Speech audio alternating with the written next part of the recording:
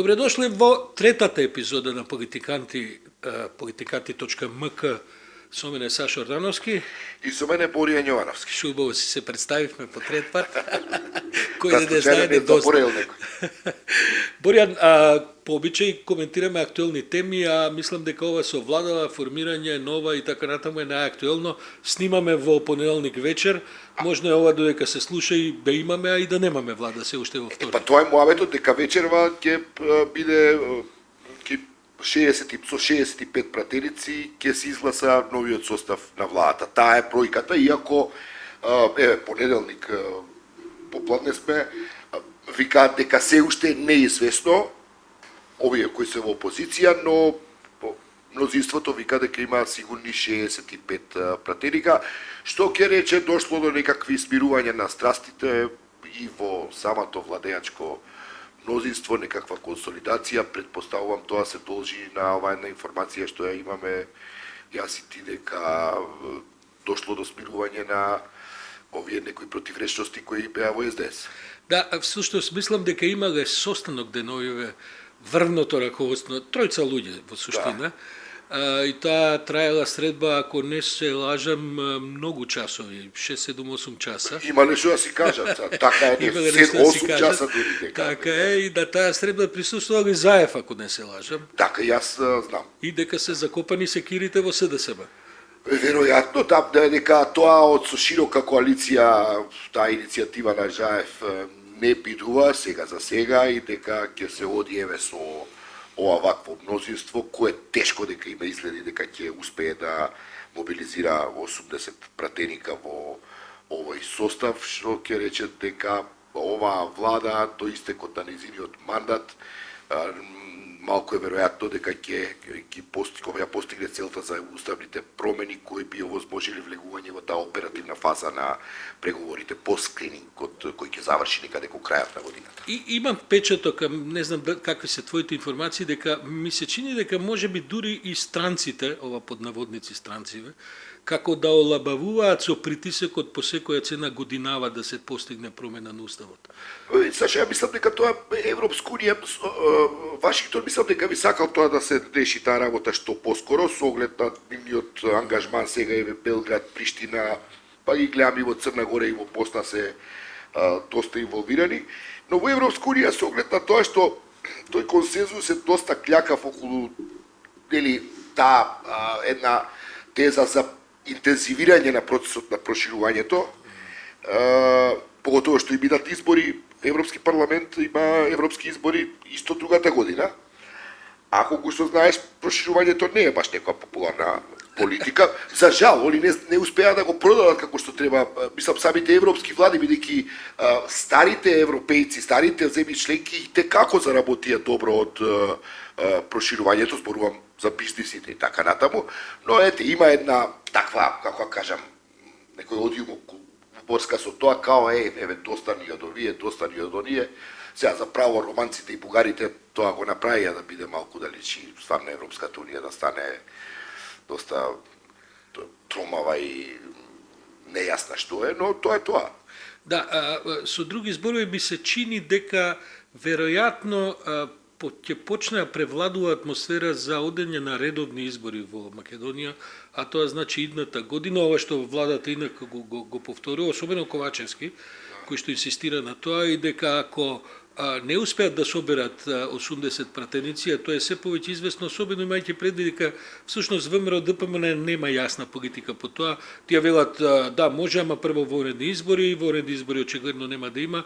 Веројатно се тоа ќе се одлага за понатаму и ќе се одлага за правење на некакви избори после кои ќе се види всушност кој ќе прави влада. Сега мислам дека ќе почнат да се надигруваат околу тие варијанти, дали ќе се оди прво на председателски, па после да се оди на парламентарни, што е посекуваната варијанта за парламентарното мнозинство, со што постои тој ризик, ВМРО ДПМН рече, ние не учествуваме на председателски избори, бидејќи па и они па со кандидат баш и не знаат кој точно да го пофатат. А власта знае ли кој Пендаровски? И тоа е добро прашање, дали и они знаат кој Пендаровски сака што е право. Тоа сигурно. Со други зборови, ќе има уште многу, а неделава некако се разборичкаа страстите и околу овој предлог на Гаши со алтернатива. Еден, морам да кажам, прилично нездрел предлог, кој отприлike така и помина во јавноста, а тоа е да се прави некаква заедница на албански општини во Македонија. Да, види, јас во минатото издание на овој наш подкаст ги пофалив како пака поделува зрело кога истапија со тој сам добро не сме во владата, но остануваме посветени на ова пакетот кој треба се испорача во однос на европските интеграции. Ама да, ова се стварно личи како просто да не знаат кај играат, на каков терен играат, малце инфантилно дури ми звучи, морам да признам. Инфантилно, туку во сите овие години па и децении наназад, секоја албанска партија која е во опозиција излегува со разноразни националистички предлози, сите тие се националисти во суштина. Кога ќе влезат во власт, тогаш ги интересира друг вид на математики, пропорционалности, поделба на ресурси и така натаму. Излезат ли опозиција од алтернатива, до нек не беше во власта, не спомнуваше заедница на албански општини. Таа идеја инаку, како да кажем, таа е увезена идеја, Увезена се као ама оних се као предпоставувам дека го има и тоа на малку да му се утвараат на Курти, бидејќи Курти пружа отпор кон таа кон овој предлог за формирање на заедница на српски општини и сега како демекова ако се иде на тоа го спиловер има кон Македонија и така натаму, па и Изет Меджити од огнените и он мислам дека се истрча, мислам дека и свесен дека Истресе зелена. Истресе зелена, онака чисто на прва ја истресе, понела га песма, што би се рекло. И сега, знаеш како, мислам, не знам која е поентата, бидејќи таму прво и основно тој тип на заедница, ако се води според тој концепт во Косово, тој би бил директно противречен на структурата на концептот на Охридскиот договор. И тука има сериозен проблем, мислам, не знам дали сакаат да завршат кон Тачи. Тачи, еве го, уште Кутиот не може да се ослободи покрај целата негова конструктивност од црната листа каде што го стави Вашингтон поради обструкции во рамковниот договор. И рамковниот договор сега и преспанскиот, тоа да подсетиме кој не знае, кој заборавил или кој се прави дека не знае, дека Вашингтон има јасен став дека тие што работат политички против овие договори кои се сметаат за фундаментални и Европската унија, не само и Европската унија, така што сега ја не знам зашто е на алтернатива па не изет да потрчаат националиста. Еден од воведните членови на Охридскиот договор е дека нема да има територијално решавање на политички проблеми. Со тоа се бетонира унитарниот карактер на Македонија и тоа е инаку и концептот на македонскиот устав. А оваа идеја за албански општини с која наликува и тие не велат дека не е таја, тоа е оваа идеја за српски општини на Косово е всушност дел од бриселските разговори кои што се водеа и бриселската спогодба тоа го предвиде. Меѓутоа од 2015 наваму нема никаков напредок, особено по неуспехот на Косово да влезе во УНЕСКО, бидејќи не успеа да обезбедат 2/3 гласови за тоа свое, како да кажем, промовирање во Обединетите нации. А тоа беше, ако не се лажам, мислам дека беше во ноември 2015 година се обидува со УНЕСКО. Во декември Уставниот суд на Косово практично излезе со одлука како резултат на една политичка, да кажем, одмазда, дека деловите од Бриселската спогодба, меѓу кои е и оваа општина заедница српских општини, таму се вика на 10 српски општини, дека се антиуставни, дека се против уставот. Меѓутоа, таа еволуција трае веќе со години и практично додека разговараме, веќе течат. Оваа недела ќе биде клучна за договарањето помеѓу Курти и Вучич и мислам дека ќе се воспостави таа заедница, тоа е едно од главните барања на србите и практично овие што овдека заговараат ова, како да кажем, стварно не можеме да разбереме овој Гаши, такво залетување со такви нездрели, такви зелени идеи, напросто да се испровоцира нешто за да се купи некаков гласли, не знам, да се купи некоја минута, купи ден помини, со нешто што потполно не соодветствува на македонската реалност, бидејќи овдека заедницата на албанските општини во Македонија, особено после територијалната прераспредел во 2005 година, е на далеку повисоко ниво, бидејќи концептот за заедница на српските општини подразбира соработка во области на образование, регионален развој, урбани, рурални општини, здравство и така натаму, нема овој вид на правни и друг тип на соработки, а тоа кај нас е практично обезбедено на многу повисоко ниво со постоечката ситуација. Да, ја мислам дека Охридскиот договор е редок пример за решавање на тие мултикултурни, мултиетнички, мултиконфесионални ситуации кои стварно треба да се изучува вака моje скромно нели мислење. Ова заедница на српски заедници, ако добро разбрав, она не е до крај разработена, нема детален план како треба да биде.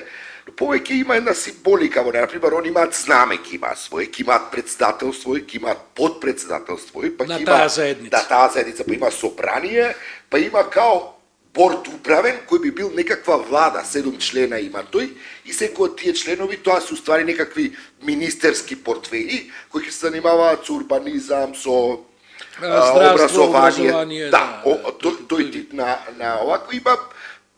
До некаде се развиени тие дадени се некои главни генерални насоки како тоа би соработувале со Приштина. Ели стравувањата на Приштина беа и Курти кој прво го отфрлаше, а еве го сега денеска во Брисел, додека снимаме разговорот со Борел, мислам дека тројцата се седнати, прво имаше билатерални Борел еднаш со Вучич, па со Курти, сега мислам дека тројцата седнат, ќе дадат изјави. Он беше против тоа и они се обидуваа да наметнат тезата дека еве се формира уште една Република Српска која само ќе создава проблем, но по се она што го читаме и амбасадорот нам добро познат порано тука амбасадор Кристофер Хил вели дека нема ништо од тој тип као Република Српска дека ќе се случи. Додуше вика дека ова може да потрае овој пинг-понг сега меѓу Вучич и Курти, но колку што разбрав, тоа е на шини за решавање. Да, на шини на решавање е ставено, да. Всушност Борјан, мене ми се чини дека се работи за една, би рекол, како да кажем, ајде што е идејата мртвородена уште на самиот зачеток, туку се работи за една класична националистичка стапица во Македонија, кога се албанците во прашање, тие не разбираат тие националистички лидери дека всушност ним повеќе им одговара за остварување на сите општински, регионални и така натаму права на албанците како етничка заедница значителна во Македонија, кога рефлектираат на ресурсите на целата држава, а не на некакви редуцирани ресурси кои што би подразбирале само албански општини. Ајде што таму ќе се испотепаат како што се испотепуваат сите и македонци и албанци заедно во владата, таму уште би дошло до поголема тепачка за помали ресурси. Бидејќи на државно ниво сепак и после Охридскиот спогодба и со политичката практика во Македонија се внимава на не само реципроцитет, туку и пропорционалност, така што ако памтиш имаше во Југославија еден фонд за развој на неразвиени подрачја, Македонија од тој фонд практично напредна многу, бидејќи словенците, хрватите кои беа најбогати републики во тоа време, свесно даваа повеќе средства отколку што е пропорцијата на Македонија за Македонија да фати чекор. Значи, таа регионална логика постои во Македонија со сегашното уредување. Како се спроведува, дали добро се спроведува, то треба да се одговараат политичарите кои што се избрани на тие позиции. Тие треба да реферираат пред своите гласачи.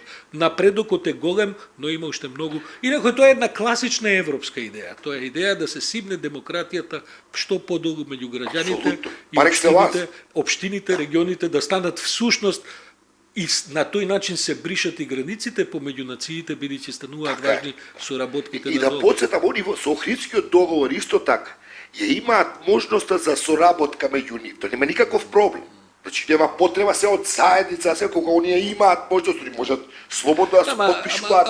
Ама добро звучи овака, добро звучи за како да кажам, за лидери кои што чиста, само се стварно не е 90 години не спе. Знаеш како, сепак е 2023 година. И мислам дека и повеќето коментари што ги читам и во албански медиуми, на албански јазик и во албански, бидејќи сите се практично се огради од таа идеја и официјално сите партии, дури некои со многу тврди зборови како Таравари, па и па и Дуи и така натаму. Мислам дека таа идеја стварно вака малку само поремети еден период и таа веќе повеќе ми се чини дека и нема некакво значење. На голема штета на алтернатива ќе биде ова на крајот од денот. Па алтернатива реши да излезе од власта и сега се обидува да таа и која беше во власта со своите 3/4 пратеници не знаеш кој е всушност зад власта, кој се пазари и тоа луѓе со треба да го опозицијата. гласачиве да го запамтат, мислам, тие опозицијски кокетирања со национализмот, мислам, тоа е толку прочитана една лекција, сака Охридски договор, не, па ние ќе правиме друго, па овие други викаат ние преспански не го признаваме. Кој не го признавате? Нема тука не го признавате. Тоа е тоа, мислам. И они многу добро знаат. Само што е недолично е така да се лажат гласачите, мислам, непристојно. Дури и ВМРО ДПМН кој што има разни нивни членови, големи резерви кон Охридскиот договор, сега се повикува на Охридскиот договор спротестувајќи се на оваа идеја за Спорда нема. Тие балкански атавизми, не знам стварно како не е јасно дека тоа е стварно мртва работа. Тоа ни е добар вовед за балканските атавизми, кои што не да. застануваат само на македонската граница, ми ги гледаме дека ова со Бугарија што да се случува е само по себе на вистина атавистичка приказна од некакви изминати векови, дури не е децени. Ја за илустрација беве, затоа стварно ја спомнавме на кратко во второто наше издание. Многу интересен е тој судир кој се случи во театарот Иван Вазов во Софија, познат, нели, театар, сме гледали ни представи тука во Скопје, стварно. Сме гледали и таму представи. Да, меѓу другото. Се разбира. Меѓу Морфов, ансамблот од една страна и тој некој директор Василев, кој, мислам, тоа е стварно неверојатно во 21 век ти да речеш, бидејќи се затегнати бугарско-македонските односи, представата не може да игра, а може да игра само ако Билјана Пројковска, нашата актерка, која маестрално има изиграно и таа иста улога има играно тука во Македонија, ако има бугарско државјанство. Тоа е тоа е таква брука за Бугарија. Но на мене ми е интересен тој судир меѓу таа една либерална и проевропска модерна Бугарија И многу тивка, меѓу другото. за жал, зашо? И ова е една осилена националистичка, атавистичка Бугарија со која ние имаме проблем. И Бидејќи е многу гласна. е многу гласна. И мене ми е, за жал, ние како јавност многу малку контакт остваривме со оваа либерална проевропска структура како што се Морфов и тој ансамбл кој му рекле на директорот Василев, сега ти слободно бркај работа, а ние представата ќе играме со Билјана Пројковска, македонка од Македонија и тачка. Нема тука не разговараме, што е така. Со огромен аплауз на Со огромен аплауз од публиката во знак на поддршка исто така. Така што, знаеш, ние за жал тука сме сведени на Джамбаски рекол, не знам, некој тако тук трип на Каракачанов или некој друг таков лузер и они ни ја прават атмосферата, знаеш. Добро, што е право, не е баш само така. Овој Каракачанов кој што вчера, ако не слажам, објави дека повеќе нема да учествува на избори. Да. Ајде мала дигресија, го познаваш ли Каракачанов? Познавам многу добро. И јас го знам Каракачанов, имав прилика Може би последен епизода една со него. Тоа е една, како да кажам, една неверојатна, сега треба бира зборови за да не направам навреда, бидејќи сепак се работи за човек кој меѓу другото и не е присутен овдека. Меѓутоа, до оној тип на едни класични балкански националистички прости провокатори, кои што ние имавме шанса на едно, морам да кажам, повисоко и поопасно ниво да ги запознаеме низ национализмите во бивша Југославија, особено да кажам она што се случуваше во Србија па и во Хрватска. И удбашки структури. Да. Ова е една оперетска варијанта на провокатор кој што додека беше во владата, правеше навистина недолгични испади. Меѓутоа не само тој. Да се подсетиме на Захарова, која што мислам дека го претера по сите основи. Не, зашто ние имаме апсолутно проблем. Јас ќе кажам сега отворено и во оваа прилика, немам што да кријам. Прво еве јака јавно да им се заблагодарам на бугарска амбасада што ми пратија покана за нивниот приемот за националниот ден, мислам, стварно, еве, ќе се потрудам да одам. Ама стварно не е окей, сега, они точно знаат, ми се обраќаат во мејлот на бугарски. Сега, еве, имам и за од јапанска амбасада покана за прием на 1 март. Не е на јапански напишана покана. Сега, како да кажам, јас го разбирам бугарскиот, и немам никаков комплекс со некого да говорам јас македонски, он бугарски, и при тоа да не кријам дека разбирам горе-доле 90% се, дури и читам. Значи, не е тоа никаков проблем. Ама во една ваква ситуација, се обраќаш во Македонија, ме каниш на гости за прием, и при тоа ја користиш и таа прилика да ми пратиш порака дека ти мене не ме признаваш. И малку да те навради така. Так, мислам, мене не може да ме навради, тоа они сами себе, тоа е само повредување. Како да кажам, сам не знам што да кажам. Таа нивна војна, и затоа јас често апелирам, ние треба покажеме малку поголема самодоберба во однос на самите себе. Македонски јазик нема, ти го знаеш, покојни татко ми Мето Ивановски 30 романи има напишано на македонски јазик, што утре тоа ќе биде не важи тоа. Како тоа не важи? Мислам, Да, морам да ти кажам, Боријан, дека во последниве 2-3 години од кога почнаа бугарите со оваа навистина невоспитана, непристојна харанга против Македонија, јас одбив да учествувам, а имав бројни покани во разноразни форуми, па се направија здруженија македонско-бугарски, па таму, не знам, дебати, па овде дебати и така натаму. Бидејќи морам да ти кажам дека се чувствувам од една страна крајно непријатно. За мене е најголема непристојност во 21 век да треба да оспоруваш или треба да браниш нечи идентитет. Тоа е таков простаклук, и на мои пријатели кои ме кане им реков: слушајте, не ме доведувајте во ситуација таму да правам скандали, бидејќи уопште немам никаква потреба ни намера да докажувам кој сум јас, што сум јас, сум тоа што сакам да бидам. Во овој случај сум македонец и мислам дека е, како да кажам, непристојно дури да ме доведувате во ситуација во некакви форуми да говорам за тоа. Или дека постои македонски јазик, па ја треба нешто да убедувам дека тоа не дозволиво. Сашо, види, има еден друг терен кај што може би, еве се ќе ти кажам, сега ме изненади денеска пост на бугарскиот амбасадор во Белгија, билатералниот. Пламен, ќе ме извини публиката, не можам да се сетам во моментов на неговото име. Ќе се одбележува Холокаустот, и он го повикува бугарското општество дека треба да се соочи со црните петна од минатото. И каде што се споменува едно писмо е објавено од претседателот на Сдруженијето на бугарските евреи во Израел, кое и каде што и тој ја споменува оваа епизода од Македонија и депортацијата на евреите. Знаеш како, тој тип на луѓе се наши соговорници. Бидејќи, знаеш, мене, од друга страна, ние, Сашо, не ми е јасно зашто, например, се уште не можеме да отвориме приказката за Венко Марковски.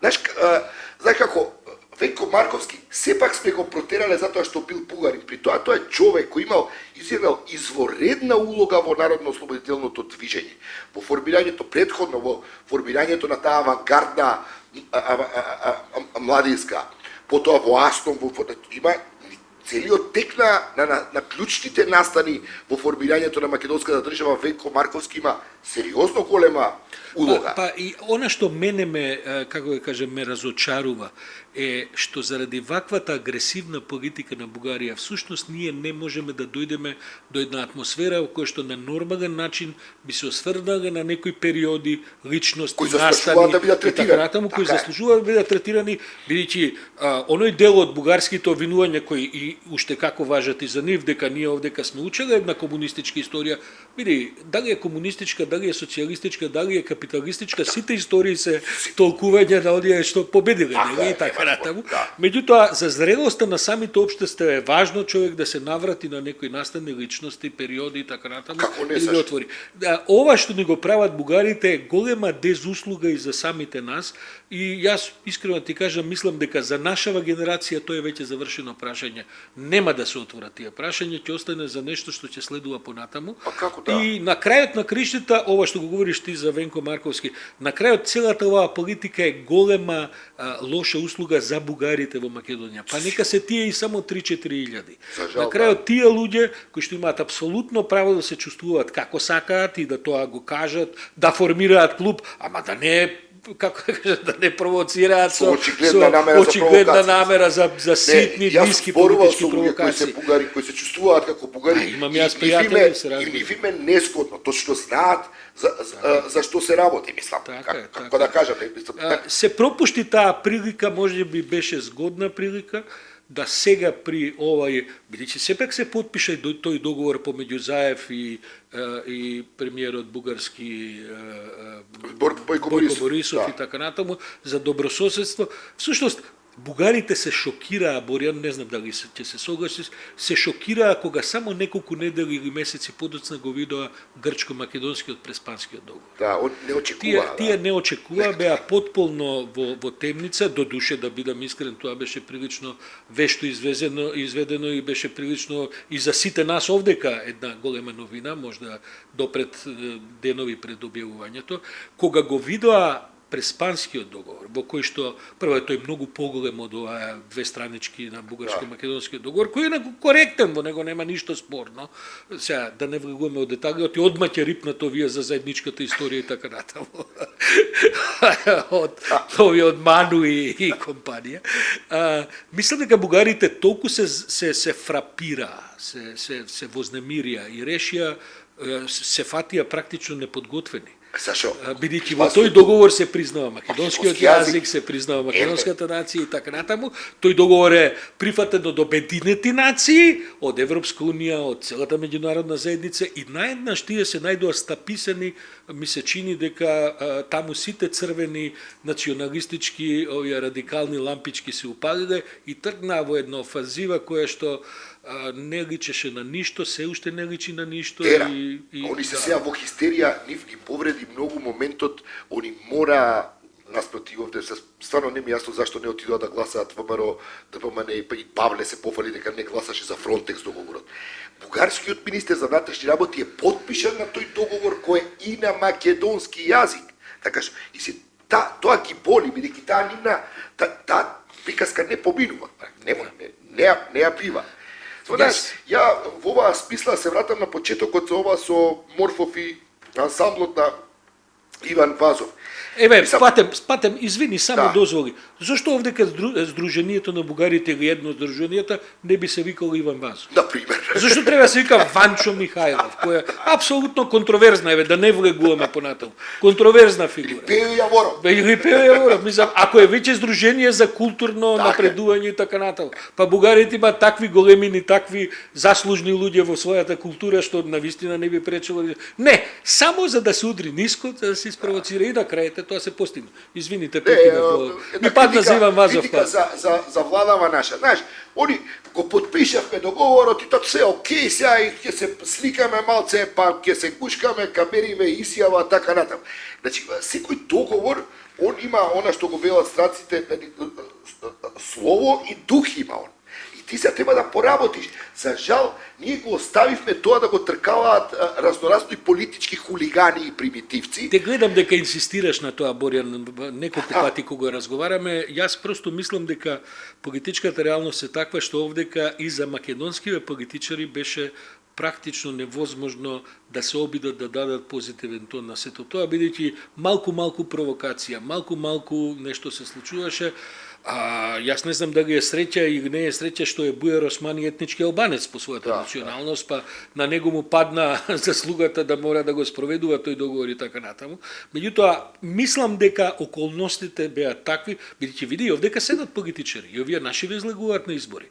Тоа што тие не само на оваа тема не форсираат, особено овие што се сега на власт, не форсираат одредени либерални идеи, туку тие вака, ако воопшто ги разбираат повеќето од нив, туку само вака номинално ги спомнуваат, тој е друг голем проблем неврзан за Бугарија. Сега да кажам дека можеше, институциите би можеле да го олеснат тој процес на поврзување на граѓанските структури, граѓанските сфери во двете држави кои се либерални и проевропски. Во таа смисла, а не они кампања да тераат како така. Искрено ти кажам, и во Бугарија либералните сфери и струи се потиснати жестоко. Да, добро. Што и го гледаме тоа, бидејќи тамо сепак имаш еден, како да кажеме, социјалистички фронт начело со Радев, кој што е Господ знае, мислам, знаеме на кој позиции стои што се случува. Во целата оваа ситуација со украинските случувања, во целата оваа ситуација со, да кажем, целата ситуација во Европската Унија, веројатно, Борјан, ова што стои како година дена пред нас и потоа ќе биде повеќе за тој вид на активности. Не само тоа, туку ова што ти го предлагаш е всушност платформа на една социјалдемократска влада. Требал.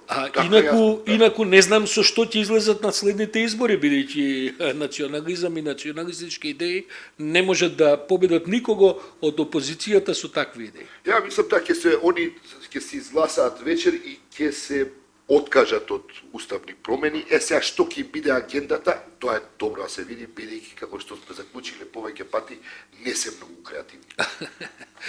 Борјан, бидејќи веќе сме негде ка 31-2 минути, може да е доволно за оваа трета епизода? Па доволно се. Да, Сосема бидејќи доволно, имаме следното издание веќе во петок, тогаш ќе можеме и да знаеме што всушност се случило во парламентот и која сочинува и со кое мнозинство и новата влада. Ќе видиме што тебе не чекаат неделава, сега тек почнува. Да.